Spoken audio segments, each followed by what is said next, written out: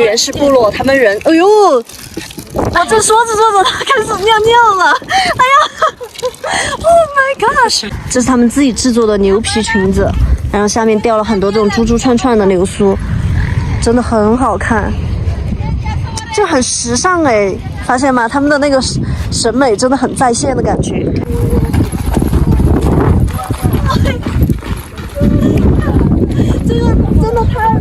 So first, it's like this one, the original one, and then they cut like this. Like this, yes. Oh. Before this, it just be like sun. Yeah, You see this one? yeah. 就是一开始 And 是 then 这个 removing the feathers. Yeah, The feathers. And then after removing, Yeah. it will become to be like that one. And then mix, put on the water. yeah, And then just be like softy. yeah. And then after that, they just try to cut it to be like this. 哦 Yeah. OK， Yeah. 就是他们做这样的一件衣服，这条裙子要2个月，因为全是手工做的，而且它这个皮，你看它是用连接处，要一个一个连接起来的，你看。但你看这些小孩啊，他们穿的一些现代化的衣服，因为他们要去上学，因为他们就是现在在试着去改变，就是和现代文明社会去接轨。但他们老一代，他爸爸妈妈这些都还是保持他们以前打头嘎这种传统。What's this? Yeah, what's this? Pumpkin? No. 哎呦，这里面是籽儿，有一些。It's going to be like this. 哦 They，cut this, yeah, Yeah, and just like to be like this. And then putting milk. yeah, and water, just drink. 他们把这个叫 calabash 砍掉之后制作杯子，就是这样子的。你看他们这个叫做 calabash。 Calabash, yes. 对，这个叫做 calabash 是他们自己的一个容器，这些他们可以把牛奶呀、什么羊奶呀存放在里面，就会变得很新鲜。如果说用塑料瓶的话，可能很快变坏。你看这儿，他们还把这个 calabash 用来做一个这种装饰的，这都是他们家的装饰，好多呀。而且他们还有很多首饰，就珠珠串串，每天换不同的戴，我感觉好富裕啊！我也想住在这儿。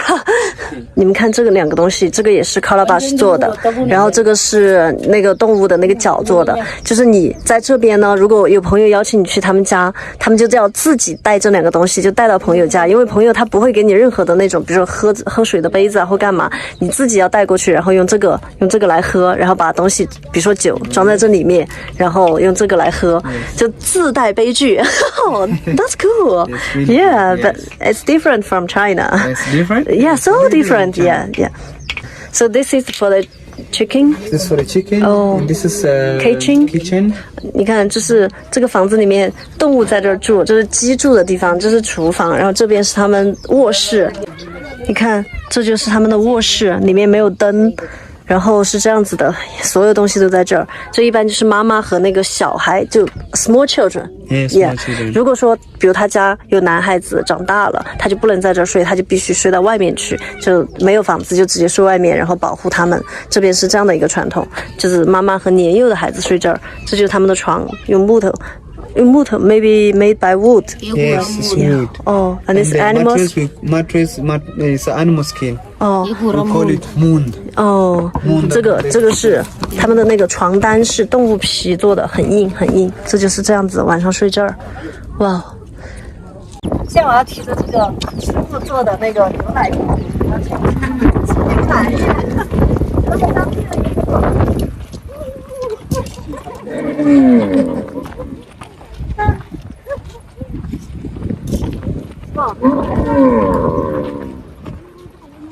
看一下这个牛屎便便，哇，身上有任何一号，是不是像这种原始部落，他们人，哎呦，我这说着说着，他开始尿尿了，哎呀 ，Oh my gosh！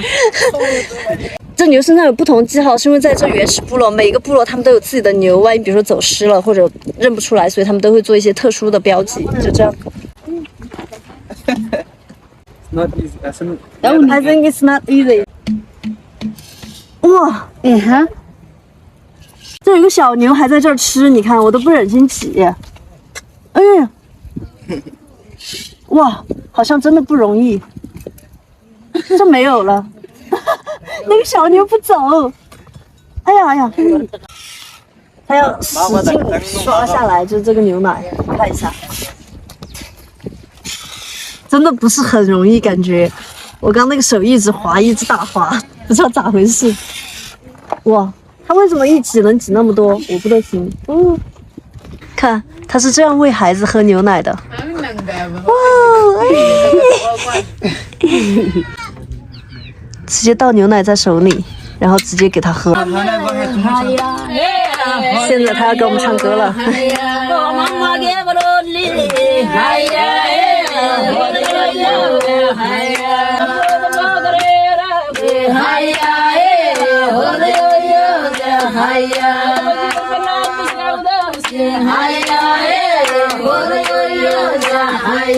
刚刚听了他们的音乐了吗？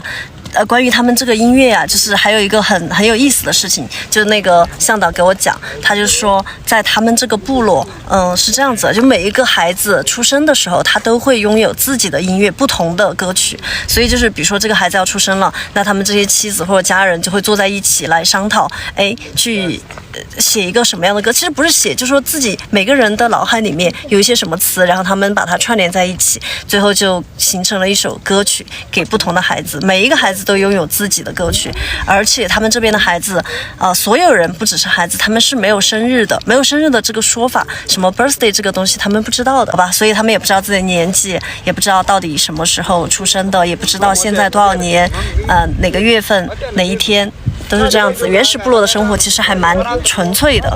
他们人真的很好，我刚给了他们一些钱嘛，然后他还拿了一个那个瓢，就是我刚刚给你们展示那个植物的那个裸子做的那个像杯子一样的东西，要送给我，我没要，我说他们需要，嘿嘿，挺好的。